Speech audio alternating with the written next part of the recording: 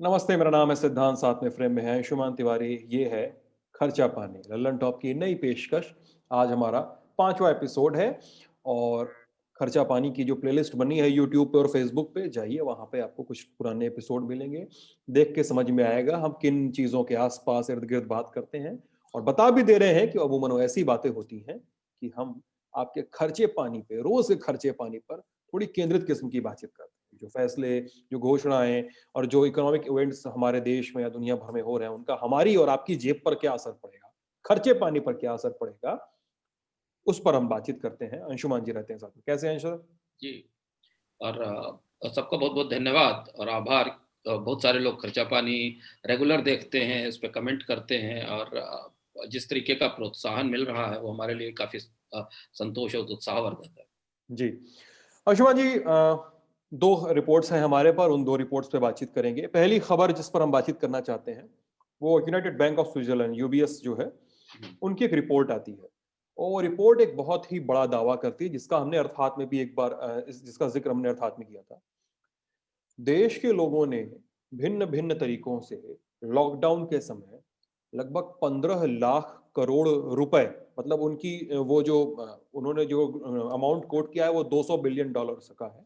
उसको जब हम कन्वर्ट करते हैं मेट्रिक सिस्टम में, इधर से इधर लाते हैं और डॉलर को रुपए में लाते हैं, तो वो लगभग लमसम 15 लाख करोड़ के आसपास की वो संख्या बैठती है। लोगों ने 15 लाख करोड़ रुपए बचाए। एक सवाल, कहते हैं कि कैश विथड्रॉल जो है लोगों ने शुरू किया और दूसरा कि गवर्नमेंट की स्मॉल सेविंग जो स्कीम्स थी, उसका लोगों ने लाभ उठाया। और ये इतनी बड़ी संख्या है कि लगता नहीं है कि मार्केट में पैसा आने वाला है जल्दी। लोग अपने पास स्टोर कर रहे हैं। अंशुमान जी। अब एक हसन अब्बास रज़ा का दिलचस्प शेर है जो जो इस ये जो फिनोमेना है ना सेविंग का और हुँ, मंदी में जब लोग बचत ज़्यादा करने लगते हैं या पैसा खर्च नहीं करते हैं तो जो परिस्थितियाँ पैदा होती हैं उनके बीच में खड़े हैं। तो पहले वो शेर सुन लेते हैं, वहाँ से शुरू करते हैं कि हमारी जेब में ख्वाबों की रेज़गारी है। हमारी जेब में ख्वाबों की रेज़गारी है, सो लेन-देन हमारा दुकान से बाहर है। अब इसी स्थिति मंदी के बाद ये हुई जिस पे हम पहले चर्चा भी कर चुके हैं कि लोग जिस पैनिक में, जिस दबाव में या जिस डर में थे, उसलिए उसकी वजह से उन्होंने अपने खर्चे पोस्टपोन कर दिए, खर्चे नहीं किए। तो शुरुआत के 2-3 महीने तो जो लॉकडाउन रहा उसमें बाजार नहीं खुले। उम्मीद ये थी कि लोग दौड़ पड़ेंगे जैसे ही बाजार खुलेंगे और पेंट अप डिमांड जिसको हम कहते हैं, जिसको छिपी हुई डिमांड कहते हैं या जिसको को रुकी हुई डिमांड कहते हैं, वो निकल कर आएगी और लोग बड़े पैमाने पर खरीदारी करने लगेंगे। वैसा फिनोमेना, वैसा परिदृश्य भारतीय अर्थव्यवस्था में सिद्धांत दिखाई नहीं दिया। यूबीएस की रिपोर्ट जो बताती है करीब 200 बिलियन डॉलर, यानी कि अगर आप इसे भारत के जीडीपी के कंपैरिजन में देखें तो करीब 7 से 8% जीडीपी के बराबर पैसा लॉक हो गया। जी, जो मतलब अलग-अलग 193 करोड़ की जीडीपी है, 7.8% के आसपास हाँ, है। करीब 7 से 8% के आसपास की जीडीपी के बराबर का की डिमांड, ये पैसा क्या है? डिमांड है। ये जो जी। 200 बिलियन डॉलर है, डिमांड है। अगर ये 200 बिलियन डॉलर के आसपास है, 14-15 लाख करोड़ रुपए के आसपास की का पैसा बाजार में गया होता, तो लोग खरीदारी करते, शॉपिंग करते और इसका सीधा असर आप जीडीपी के नंबर्स पे देख सकते हैं। और इसीलिए मैं अक्सर कहता हूँ कि सारी चीजें एक दूसरे से जुड़ती हैं। इसके पीछे किस खास किस्म का मनोविज्ञान काम कर रहा है। वो मनोविज्ञान ये है कि जब मंदी आई, लोगों की नौकरियां चली गई, तनख्वाहें कट गई, तो उन्होंने सबसे पहले अपने प्रमुख खर्चे रोक दिए और वो केवल अब वही खर्चे कर रहे हैं जो उनकी जिंदगी जीने के लिए जरूरी है, क्योंकि उन्हें पता नहीं कि सामान्य परिस्थिति कब आएगी, उन्हें पता नहीं कि नौकरियां कब वापस लौटेंगी, उन्हें पता नहीं है कि कब तनख्वाहें वापस आएंगी। तो एक खास किस्म की जो असुरक्षा है, जो सेंस ऑफ इनसिक्योरिटी है फ्यूचर को लेकर, और जब भी कोई अर्थव्यवस्था, कोई समाज या कोई कम्युनिटी अपने भविष्य को लेकर अनिश्चित होती है तो सेविंग्स की तरफ बढ़ जाती है। तो ये जो सेविंग्स दिखाई देती है, 3 जगह दिखाई देती है। एक सेविंग्स दिखाई देती है स्मॉल सेविंग्स स्कीम्स में, दूसरी दिखाई देती है बैंकों के पास, और तीसरा जो लोग थोड़े समझदार लोग हैं उन्होंने सेव किया, उन्होंने स्टॉक मार्केट में पैसा लगाया, लेकिन वो बहुत छोटा हिस्सा है जो म्यूचुअल फंड्स के जरिए या डिमैट अकाउंट्स के जरिए जाता है। अब ये बचत जो आमतौर पर अच्छी चीज मानी जाती है, जो आमतौर पर अर्थव्यवस्था के लिए बेहतरी का सबूत होती है, लेकिन बचत वो हो जो खर्च के बाद हो। पहले आप खर्च कर लें, अर्थव्यवस्था में डिमांड जनरेट कर लें और उसके बाद बचाएं, तो वो बचत काम आती है देश के। यहाँ ये हुआ कि लोगों ने खर्च रोककर बचत बनाना शुरू कर दिया। यहाँ एक और चीज समझना जरूरी है कि पिछले 3-4 साल से भारत में जो आम लोग हैं उनकी बैलेंस शीट बुरी तरह बिगड़ी हुई है। उनकी जो अपनी पर्सनल बैलेंस शीट है, उनके कर्ज बढ़ते चले गए हैं, खासतौर से मिडिल क्लास कर्ज में दबा हुआ है, क्रेडिट कार्ड के, हाउसिंग लोन के, होम लोन के। तनख्वाहें कम होने के कारण उनके कर्ज के चुकाने की समस्या बढ़ रही है। हमने कोविड लॉकडाउन के दौरान देखा कि बड़े पैमाने पर लोगों ने मॉरेटोरियम लिए क्योंकि वो कर्ज नहीं चुका पा रहे थे, उनकी नौकरियां चली गई। ऐसी परिस्थिति में जो भी था वो सेविंग्स पर आ गया। इसकी सबसे बड़ी दिक्कत बैंकों को हो रही है। हमने अभी खर्चा पानी में शुरुआत में इस बात पर चर्चा की थी ना सिद्धांत, की बैंक अपना पैसा आरबीआई को वापस लौटा रहे जी हैं। जी। जो आरबीआई ने उनको दिया है वो क्या है पैसा? वो पैसा यही है कि बैंकों के पास इतनी बचत जमा हो गई कि उनको ये सर्विस करने में मुश्किल आ रही। अगर उनसे कर्ज लेने वाले नहीं आएंगे और उनके बैंकों में डिपॉजिट बढ़ते चले जाएंगे, टाइम डिपॉजिट खासतौर पर बढ़ते चले जाएंगे, तो उस पर जो उन्हें ब्याज देना पड़ेगा, उससे बैंकों को नुकसान होगा। तो अब वो क्या कर रहे हैं कि जो हमारी आपकी अतिरिक्त बचत उनके पास रखी है उसे वापस आरबीआई को वापस दे रहे हैं और आरबीआई से उस पर ब्याज ले रहे हैं, जिसे हम रिवर्स रेपो ऑपरेशन कहते हैं। यानी बैंक अपना पैसा आरबीआई के पास जमा करते हैं उस ऑपरेशन के थ्रू। अब जो चुनौती सबसे बड़ी बजट के संदर्भ में है कि सरकार कैसे लोगों में विश्वास पैदा करे आने वाले समय में कि ये जो 17-18 लाख करोड़ रुपए उन्होंने बचाकर रखे हैं वो बाहर निकल कर आए। और अगर इतना पैसा मार्केट में आ जाए और इस पे हम मनी वेलोसिटी का सिद्धांत लगा लें कि भारत में 100 रुपया 9 बार या 10 बार इस्तेमाल होता है, तो आप सोचिए कि इसकी वेलोसिटी क्या होगी, कितना जीडीपी है, कितनी डिमांड जनरेट करेगा। अब ये विशुद्ध रूप से इकोनॉमिक बिहेवियर का या बिहेवियरल इकोनॉमिक्स की चुनौती है। लोगों के दिमाग में आश्वस्ति होनी चाहिए कि भारतीय अर्थव्यवस्था आगे बढ़ेगी। उन्हें ये भरोसा मिलना चाहिए कि उनकी नौकरियां नहीं जाएंगी, बढ़ती रहेंगी। उन्हें आश्वस्ति होनी चाहिए कि उनकी तनख्वाहें वापस लौटेंगी। और जब तक ये तीनों चीजें नहीं होती, डिमांड लाना मुश्किल होगा। तो यूबीएस की रिपोर्ट हमें परोक्ष रूप से दिखाती है कि डिमांड फंसी कहां है, वो कहां फंसा हुआ है, वो पूरा पूरा पूरा ग्रोथ की एनर्जी कहां छिपी हुई है, वो यहां दिखाती है। अब ये बचतें कभी कभी बहुत अच्छी नहीं होती और ये इसका संकेत है। बजट क्या लोगों को पुश करेगा खर्च करने के लिए? क्या बजट के बाद लोग झोला उठा के निकल पड़ेंगे सामान खरीदने के लिए? उन्होंने पिछले साल भर में जो भी कुछ नहीं खरीदा, कपड़े नहीं खरीदे, मोबाइल्स नहीं खरीदे, इलेक्ट्रॉनिक्स नहीं खरीदे, कारें नहीं खरीदी, मकान, क्या वो वापस खरीदने निकल पड़ेंगे? वो मुश्किल लग रहा है सर, मतलब बहुत मुश्किल लग रहा है। और ये क्योंकि इसलिए जिस तरह के प्रोजेक्शंस आ रहे हैं बजट को लेकर, लगता हाँ, तो नहीं है कि टैक्सेशन में कुछ कमी ये आने वाली है। भरोसा, टैक्स के अलावा भी सिद्धांत सबसे महत्वपूर्ण बात है कि भविष्य के प्रति भरोसा और आश्वस्ति। तो मुझे लगता है कि सरकार को इस समय, जबकि वैक्सीन आ चुकी है, वैक्सीन का डिस्ट्रीब्यूशन शुरू हो गया है, कोरोना का असर कम हो रहा है, तो उसे कुछ ऐसे उपाय करने चाहिए जिसमें लोगों में यह भरोसा जग सके कि नहीं, अब चीजें सुधरेंगी, उनकी नौकरियां वापस आएंगी। और जब तक नौकरियां वापस नहीं आई, जब तक तनख्वाहों की कटौती वापस नहीं आई, ये बचते निकल कर बाजार में डिमांड के तौर पर सामने नहीं आई। हाँ, और यूबीएस की मैं रिपोर्ट देख रहा था तो वहां पे ये भी लिखा था कि सैलरी अकाउंट्स में डिपोजिशन स्लो हुआ है। हाँ, और ये जो डिपोजिशन जिसकी बात कर रहे हैं वो लगभग 15 लाख करोड़ के आसपास की संख्या जो है, ये स्मॉल इन्वेस्टर्स का है, छोटे लोगों का पैसा है, जिन्होंने पैसा निकाल लिया बैंकों से, पैसा निकाल के अपने हाथ में रखा।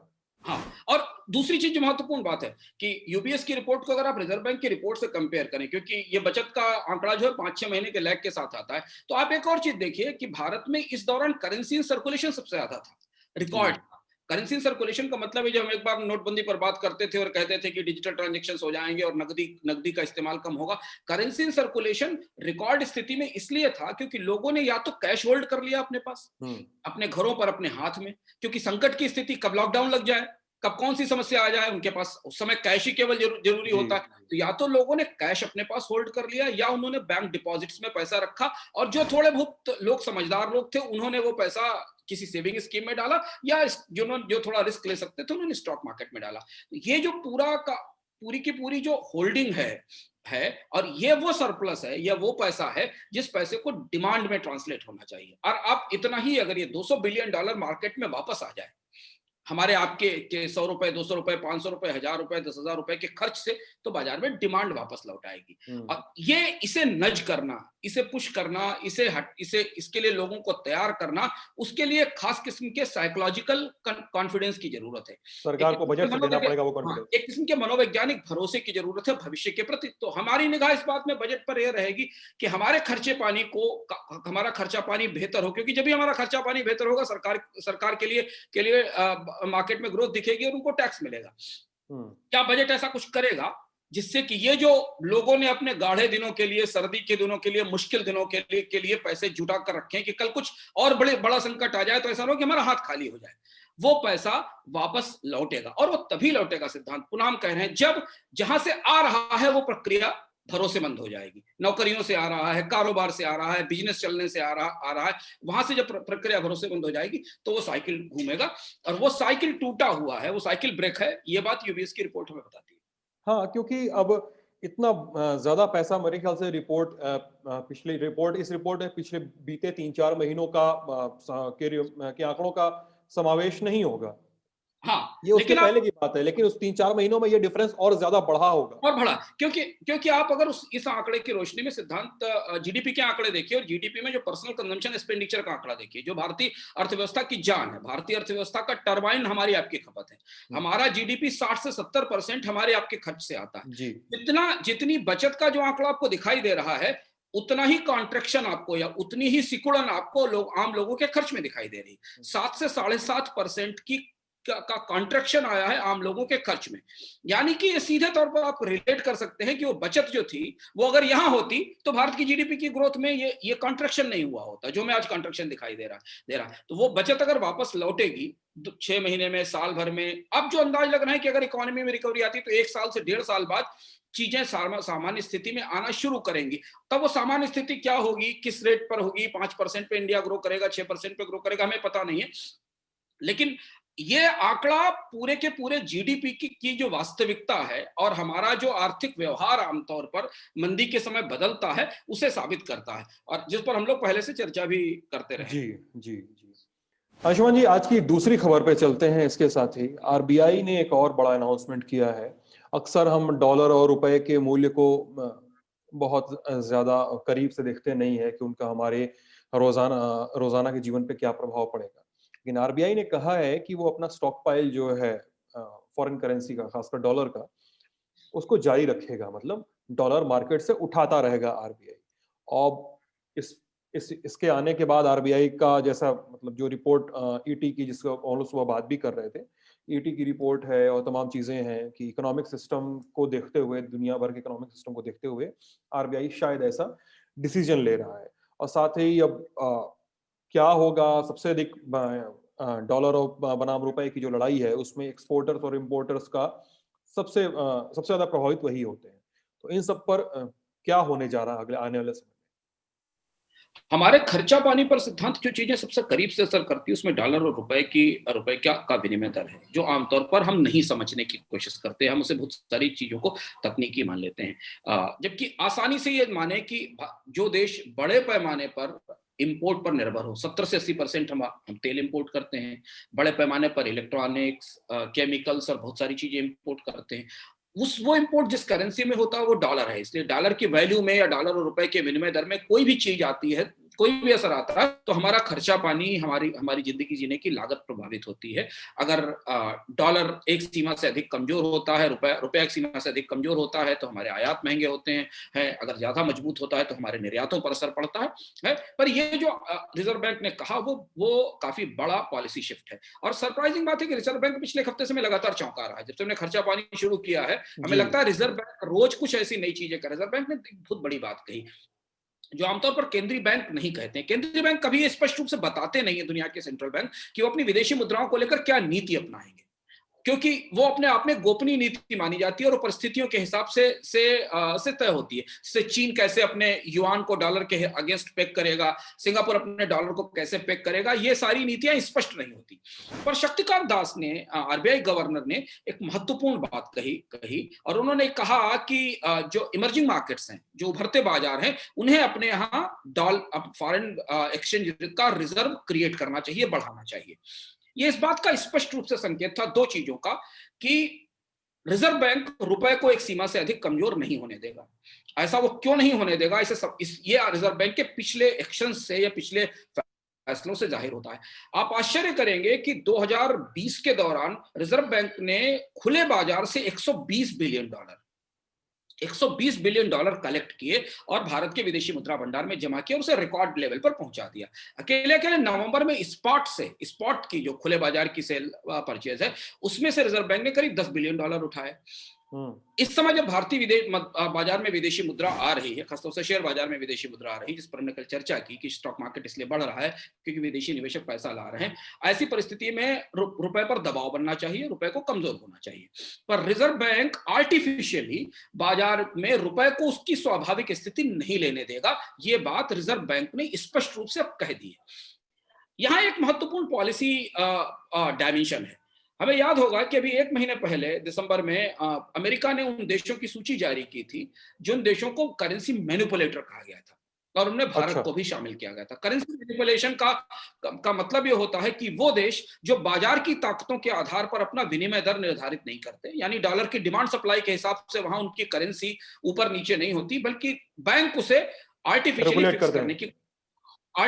फिक्स करने की कोशिश करते हैं।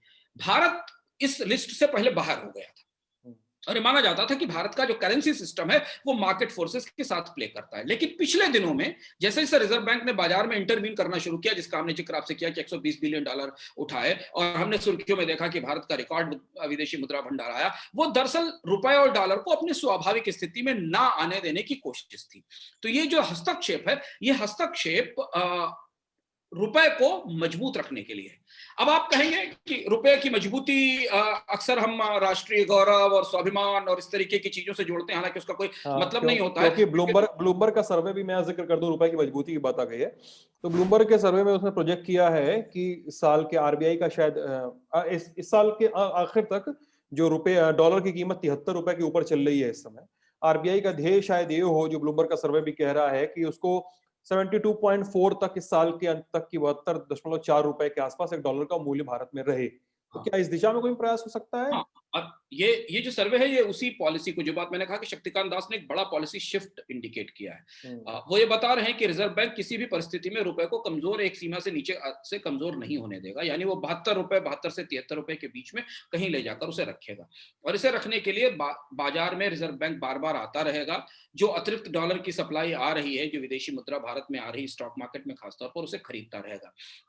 अब इसे हम मान के चलें, अगर हम इसे सिर्फ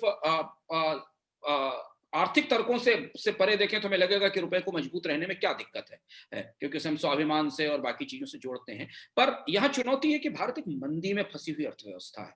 क्या मजबूत रुपया भारत के लिए एक अच्छी रणनीति है, या रेगुलेटेड ढंग से रुपए को डिवैल्यू होते देना भारत के लिए जरूरी है? उसकी वजह यह है, जिस पर हम पहले चर्चा भी करते रहे, कि जब भारत के घरेलू बाजार में बिल्कुल मांग नहीं है तो भारत को अपने उत्पादों को बड़े पैमाने पर विदेश में बेचना होगा, विदेशी बाजारों में निर्यात बाजार तलाशने होंगे। जैसे जैसे वैक्सीन का प्रवाह और प्रसार बढ़ेगा, अंतरराष्ट्रीय व्यापार आसान होता जाएगा, ट्रैवल शुरू होंगे, ट्रेड शुरू होगा, और उस समय जो दुनिया के निर्यातक देश है ना सिद्धांत, वो दौड़ेंगे बाजार ग्रैब करने के लिए। जी। क्योंकि भारत तो नहीं, लेकिन दुनिया के बहुत सारे देशों में पेंटअप डिमांड आना शुरू हो गई है। जैसे बाजार खुलेंगे, लोगों के पास पैसे हैं, वो वापस आना शुरू करेंगे, सस्ती करेंसी उपलब्ध है, सस्ती पूंजी उपलब्ध है, जिस पर हमने बात की है। तो उस डिमांड को मीट करने के लिए दुनिया के जो बड़े एक्सपोर्टर हैं, चाइना, ताइवान, फिलीपींस, कोरिया, ये उस अपॉर्चुनिटी के लिए, उस अवसर के लिए बाजार में जाएंगे, और तब इनकी करेंसीज इनकी सबसे बड़ी ताकत होंगी। अगर इनकी करेंसी प्रतिस्पर्धात्मक है तो इन्हें बाजार में बेहतर मार्जिन मिलेंगे। तो क्या रिजर्व बैंक ये सोच रहा है कि भारत के निर्यातों का भविष्य भी फिलहाल कुछ समय तक और अंधेरे में रखा जाए? क्योंकि मजबूत रुपए का मतलब है कि भारतीय निर्यातकों के लिए प्रतिस्पर्धा में और ज्यादा चुनौती। वैसे भी हम प्रतिस्पर्धा में पिछड़ते जा रहे हैं, हम दुनिया के किसी ट्रेड ब्लॉक का हिस्सा नहीं है, हमारे ट्रेड एग्रीमेंट्स रिव्यू नहीं हुए हैं। हमारी सिर्फ यही ताकत है कि हम अपनी करेंसी से थोड़ा बहुत प्ले कर सकते हैं, यानी अपने करेंसी को कॉम्पिटिटिव बना के हम निर्यात को आगे बढ़ा सकते हैं।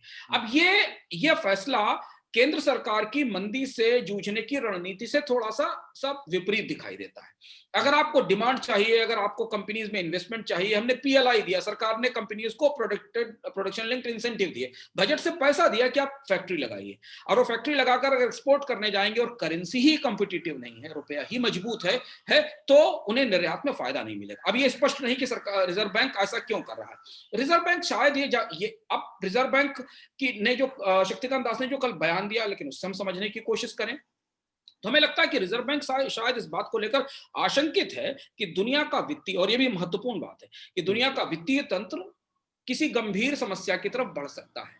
जितना पूंजी का प्रवाह है, जिस तरह से बैंकों के भारी कर्ज हैं अंतरराष्ट्रीय स्तर पर, उससे फाइनेंशियल सिस्टम में क्राइसिस आ सकती है। और इसलिए शक्तिकांत दास ने कहा कि इमर्जिंग इकोनॉमीज को अपने विदेशी मुद्रा भंडारों को मजबूत करके बढ़ाते रहना चाहिए। तो हम्म, क्या रिजर्व बैंक ये महसूस कर रहा है कि आने वाले 6 महीने 8 महीने में कोई क्राइसिस आ सकती है, इंडिया से कैपिटल फ्लाइट शुरू हो सकती है, लोग पैसा निकाल कर अगर भागने लगेंगे, तो भारत के पास विदेशी मुद्रा भंडार बड़े पैमाने पर होना चाहिए। एक संकेत ये मिलता है कि क्या रिजर्व बैंक वो दूर की चीज देख रहा है जिसकी वजह से उसे और ज्यादा रुपया डॉलर खरीद के जमा करते जाना जरूरी है।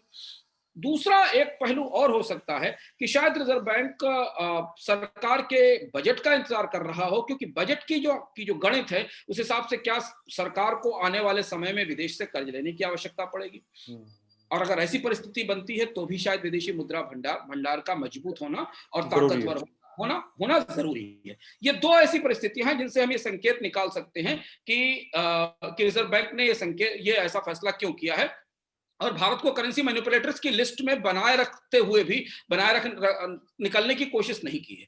लेकिन तात्कालिक तौर पर यह फैसला मंदी से लड़ने की कोशिशों को प्रभावित करेगा, निर्यातकों की कोशिशों को प्रभावित करेगा, भारतीय उद्योग जो विदेश में अपने सामान या सेवाओं का एक्सपोर्ट करना चाहते हैं, उनके ऊपर यह असर पड़ेगा। और यही सिद्धांत वो हार्ड चॉइसेस होती हैं, ये जिनको हम हार्ड चॉइसेस कहते हैं इकोनॉमिक्स में, जिसमें कभी भी आप बाइनरी नहीं होता कुछ की, एक ब्लैक एंड वाइट है ये हार्ड चॉइसेस होती हैं जो हमेशा पॉलिसी मेकर्स को बहुत कैलकुलेटेड ढंग से, बहुत सुविचारित ढंग से लेनी पड़ती। और हम वहां खड़े हैं जहां हमें ये सोचना पड़ेगा कि हमको चाहिए क्या, हमें दुनिया में डिमांड चाहिए या हमें अपने यहाँ मार्केट में प्रोटेक्शन चाहिए।